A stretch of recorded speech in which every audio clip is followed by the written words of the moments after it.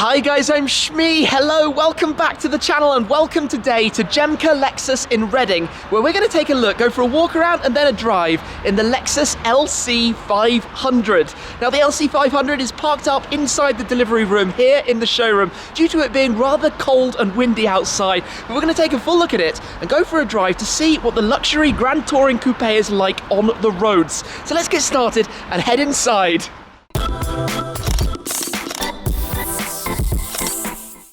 Here is the Sonic White LC 500. Now this car is the Sport Plus configuration, so the top model that is available. The LC 500 itself has a 5-litre V8. You can also have the LC 500H, the H standing for hybrid, with a hybrid assisted V6. But in here we've got 477 horsepower, 540 Newton meters of torque, and we'll go over more of the details, facts and figures of the engine and performance stats shortly. But just firstly, to take an overview and a look at the car, I think it is a very, very pretty machine. It launched as the concept known as the LC, luxury coupe, but very much has translated into the same looking car in the production specification version. This being the very top, it comes in at about £88,000, £89,000, and that gives you an upmarket 2+2 seating configuration. Not the most space for the rear passengers, I will confess. We'll have a look at that shortly. Engine mounted up front, rear wheel drive, Grand Tourer. But to take a look around it, there's a lot of aero at work, a lot of very distinct design features, a lot of very clever, intelligently thought out features and details as well. And we'll get through all of those as we go. And I think starting around the front, we have the very distinct signature Lexus spindle grille, as it's called, at the front, with that narrowing shape in the center, really giving a statement around there. Coming through to the headlights, much the same. And you'll notice this intake piece here for airflow coming through the car. Instinct says that's for the brakes, but it's not. That actually comes around inside the car for aero and aerodynamic work that's taking place off the back of it. And in fact, as you come down the side, all of the lines and shapes, like this for example, are for deflecting wind so that rain droplets, for example, won't be splattered all over the window. And in fact, the door mirror does exactly the same. It catches raindrops and sends them onto the car back there so that it preserves the ability to be able to see more. It's just very clever details like that all around the car. Now the Sport Plus version has a carbon fibre roof, larger wheels. It also has rear wheel steering. You can have the car in the regular configuration, Sport or Sport Plus, with those 3 different options coming on both the LC 500 and the LC 500H. Sport Plus also gives you the active aero rear wing, you can see on the rear deck lid. And one thing, well, maybe we should talk more about the design, but one thing I love is the way you open the boot with that button on there. You'd never know, you'd be fumbling around looking for it around the number plate, but it opens up there. Decent amount of storage back there for a Grand Tourer, as it should be. But we'll come back to more details like that later on. Let's just catch a glance on the interior. So you open it up, keyless system of course, key is in my pocket, and you can see this car has a very nice red Alcantara interior. This is the key, just so you can see what we're looking at. And inside here, you've got some lovely digital displays, the 3D style dashboard. This car is built in the same factory as the legendary and iconic LFA, which is one of my favorite cars that exists. So it's very, very hand-built, created, bespoke vehicle. All sorts of different materials used, although I will concede that it is not the lightest car in the world. It is 1,900 kilos, just over 1,900, which is definitely no featherweight. But let's have a look at the engine just quickly. Leave it under here to open that up and come round, because we have the 5-litre naturally aspirated V8 under the bonnet. If I can find the catch, lift this up. Not that you get to see too much, of course, but 0 to 100 kilometers an hour, 62 miles per hour, 4.4 seconds. There's a 10-speed direct shift gearbox, 10-speed. We'll talk more about that while driving. That helps make that possible. Rear-wheel drive, of course. Top speed, 270 kilometers an hour, or 168 miles per hour, depending which system you are using. So plenty of performance available from the car. Just drop that back down and into place, but generally it's very muscular in terms of looks. You can see the way all the lines and shapes go around the car. You have airflow again through this intake on the side here, which I think comes out just back here, directing it around the rear wheels again for smoothing its journey through the wind. And if I just unlock it, so you can see the rear lights, this is a very nice touch. there is a mirror inside, so you get that almost infinite view of the reflection of the lights heading deep down in there. Just smart, distinct touches like that. So I think it's very futuristic looking, and overall give it top points for that. But let's jump inside the car and just have a small look around here, although we'll go into more detail when we come back. I think I should jump in and just start it up though, so we can hear what it sounds like first. So keyless, button right here behind the steering wheel. Let's fire it up.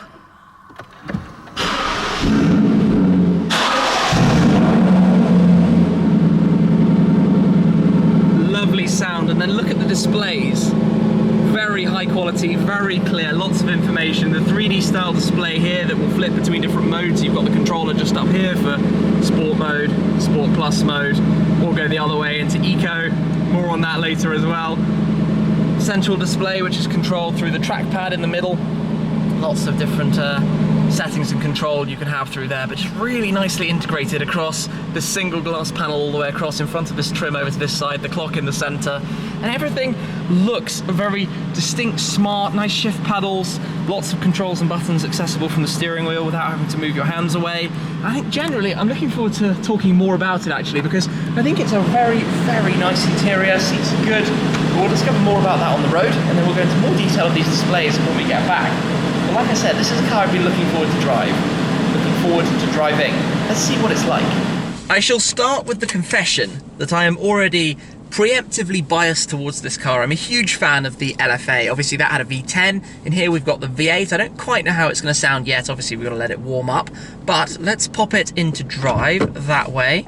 And the car will get on the move. And naturally I expect it to be very smooth, calm and gentle when you're driving at basic speed. You have a custom driving mode where you can configure the powertrain and the suspension and that side of things, make it a little bit more comfortable if you'd like. But we get on the move. This dashboard out in a bit of light now. It's the end of the day already, unfortunately, so it's going to get dark on me really rather quickly.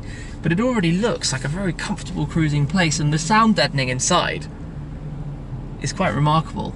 Cars driving around on damp roads around in front of me, and we're not actually hearing too much of that intruding into the cabin. Just that V8 in the background already, even in the regular normal mode. So you have a whole series of different driving modes you can use, depending which you'd like to be in. I'm slightly navigating, working out where I am while I do this, but let's head this way. Steering with the rear wheel steer, light and easy round roundabouts. Rear wheel steering is pretty magical, to be honest, what it allows the car to do and how it can feel. Even though it's a technology that existed before, it's been brought back into the newest generation. So the regular model of this and the Sport don't have it. The Sport Plus does, but obviously adding a small price premium along the way. I can feel that the heated steering wheel is turned on, which is also very nice. We've got heated seats, cooled seats, heated steering wheel, head-up display, loads of different bits of information. Obviously we've got a wonderful display for the central navigation system, the digital display for the driver view. From a functionality point of view, it's very, very highly equipped. The touchpad system is a generation on from where that started. We'll play more with that when we come back. We've got good storage, armrest, plenty of cubby holes and places to put things, but unfortunately looks like I might have a spot of traffic this afternoon. One of the things that I dislike about trying to film in the UK in winter is how early it gets dark, and I had a horrendous journey today with snow, congestion on the road, so much traffic, so I've got here quite late, which means that the sun is starting to set, and in fact it's actually cleared up a little bit in this direction and got quite nice and bright, which I did not see coming. I thought it was going to be a horrible afternoon. However, let's talk a little bit more about the car, and I'm going to drive it in Sport, which I presume is the mode that most people want to go to, and I've got a graphical display of what gear I'm in. I just saw it drop down one as I put it into Sport, although it's very, very discreet. You're rather unaware that the car is changing gears in the background. It seems to spend a lot of time in the middle area, probably down to the way it's geared, and there's also a very different gearbox system in the H version of the car. It has a 4-speed system that connects the 3.5 litre V6 to the hybrid setup, so that's rather tricky. But today we'll just focus obviously on driving the LC 500.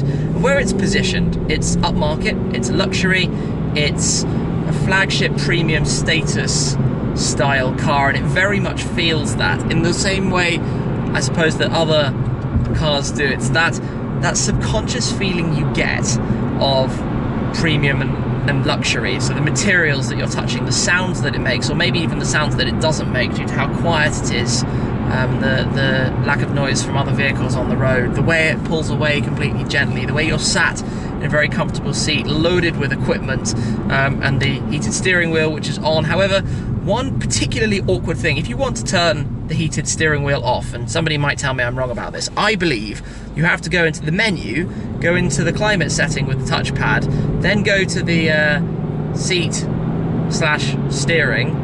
You can see why this is a little bit difficult, and then you get to the heated steering wheel and you can turn it off. So that is all quite tedious, just to do silly things like that, but it does mean it's rather uncluttered. Now as we get moving, we get a bit of that V8, and it reminds me almost of like E92 M3, that kind of engine. There's a good amount of noise in the background, very traditional V8, quite high-pitched for a V8. Let's just drop down a few gears. 7, 6, 5, 4. Okay, that was cool. I like, that's a good sound. Honestly, that's nice. It's very, very quick shifting. Very quick.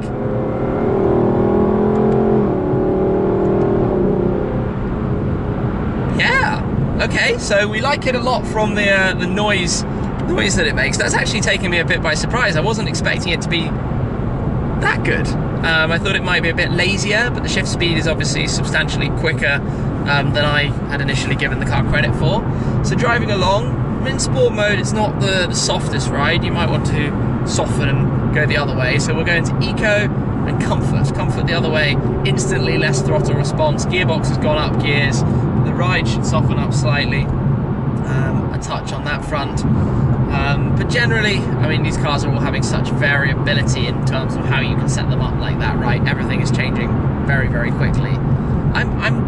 I'm liking this car. You've got the traction toggle on the right side, which has snow mode, which would have been very appropriate this morning. I suppose if you put it in snow mode, no doubt it will stop you or not allow you to use too much of the torque and do anything crazy that might end up spinning the car around. Still a long wheelbase rear wheel drive car, which does mean that it's probably quite fun to misbehave with as well, if you're that way inclined.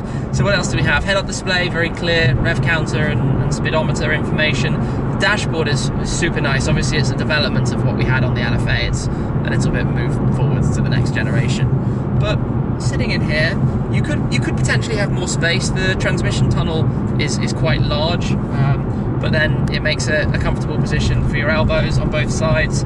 Fits well with the seats, obviously heated memory, standard full electric seat setup, and controls, and then you have a series of safety and driver assistance systems like you'd expect. But if we drop down, that was interesting, it dropped down too. Okay, so we're still in comfort mode. If we go the other way, up into Sport Plus mode, where the dashboard illuminates itself, drop some gears, and then off we go. Oh, nice shift. Nice shift. Okay, so in Sport Plus you get a little bit more noise from it. You get a different look to the dashboard. We can see more of that later on. The rev counter is actually controlled by the temperature of the car, so as the car warms up, the rev counter actually moves with that. Lets you go higher, so at the moment I can go just over 7,000 revs, 7,300 RPM. I actually really like having so many gears because you get to do quite so many downshifts. Oh, I think it detected the car going across me there. So where can we go to find a nice road to go and drive? I think this looks good. I love exploring the countryside.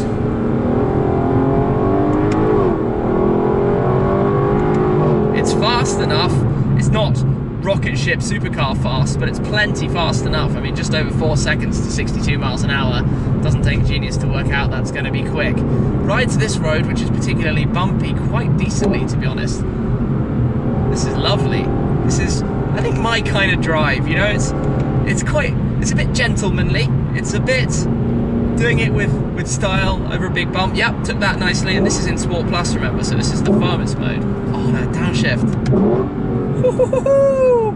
Oh no, I've gone all the way into comfort. We don't want comfort. Nobody wants comfort. Sport mode it is. Thank you, sir. He's got snow on his windscreen.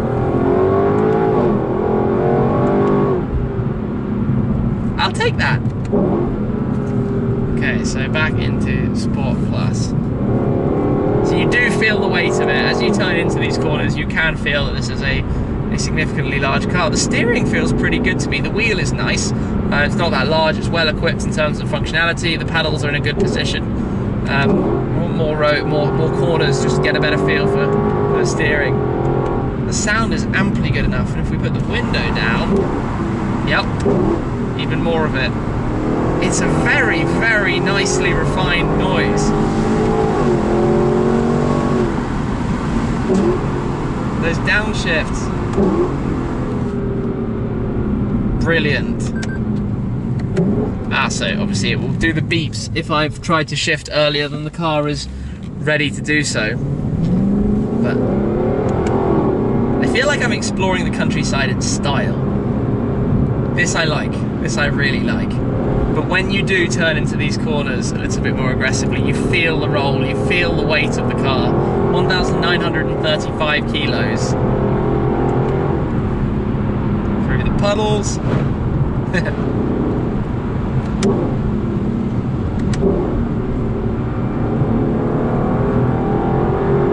So you can tell it's very much positioned at a slightly softer end for this class of car in terms of suspension, ride, and roughness and aggression. Get a little bit slippy, but it does drive quite sportily as well. I thought before I drove this that there was a decent chance I was going to really enjoy driving it, and we come towards a village. You can just press 1 on the end and it goes straight back to comfort, normal, regular middle mode. I thought that I would really like it, and I'm very pleased to say that so far I do. I think it is a car that would be a brilliant, one car garage type car, or his and hers, for example. One of them might want to have one of these in the garage. I would like to play more with the controls and gadgetry in here, but we'll do that when we return just to get a better understanding of it all. But from a driving perspective, it sounds good, it feels good. It is a bit softer, but then, oh, let's not go that way, there's a massive flood. But then I quite like that style. I think it fits as a fun character. Yeah, look at that. Let's not go down there at all. Oh dear, bad weather. Back onto the countryside roads, back into the more aggressive driving modes, although this is very tight and narrow, and size-wise it does feel quite large. The width of the car you're definitely aware of, although the mirror shape is quite nice to look at. Out we go. Woohoo! I would definitely argue that there is space to dial it up and make it further and make it more aggressive. And I know I said that's, the character of this car isn't necessarily to do that, but perhaps for me that's what I would be wanting a little bit more out of it. But don't get me wrong, this is awesome fun. It's a great car to drive. It's nicely controllable. It likes to get a little bit loose, but in a way that lets you, play with it. And oh goodness me, countryside roads, hey? Like there, for example, even with traction on in Sport Plus, slightly looser traction control lets you misbehave ever so slightly, but downshifts in second are great. You basically don't need to use first, because second has pretty much all bases covered and ample torque for getting on the move. So where shall we go? Let's just take a moment to enjoy this symphony.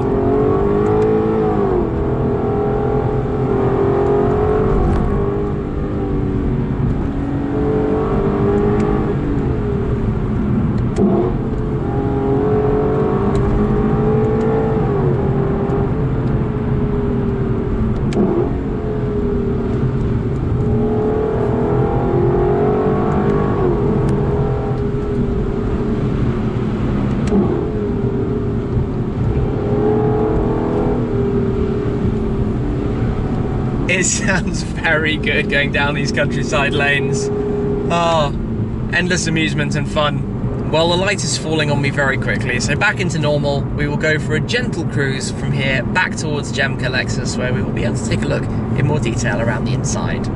I've returned with a car that I'd be willing to bet is rather dirtier than when we started earlier, but we're now back in the delivery bay because it is dark outside, and first thing I'm going to do is turn on the reading lights, which up here are these lovely touch panels. Very nice little feature. We'll have a look now around the dashboard, the displays and the controls that are available to the driver inside here. And I think the first place to start would be the driver's display, the dashboard, which as you can see has that 3D style chrome surround around the rev counter, which changes visual appearance depending what mode you're in. You have various bits of surrounding information for temperatures and your regular odo details and the like, and then all the warning lights off to the side. Within reach, like I said, you have your driving mode here where you go up to sport or one further to sport plus. You can return it straight back to normal by pressing on the end, or you can go down to comfort and eco modes. Again, one press on the end to return, or one press to go into the custom mode, which you would configure through the central display. We can get to that in a moment. So back into normal, although I think I do prefer that look with the white and red as it was in the LFA. It just looks sporty. I think it gives a nice presence and statement. Then on the right hand side you have pressing on the end for your traction control mode, so off depending how you want it, or down for snow mode, or out of snow mode, which brings up just that warning there on the right to let you know whether you are in it. Then what else do you have? The control to turn on and off the head-up display, which you can probably just about see in front of us here. Basic information that you get through that. To open the boot, fuel cap, your memory seat controls, mirrors, lights, folding mirrors, and all of the usual that you'd expect down there.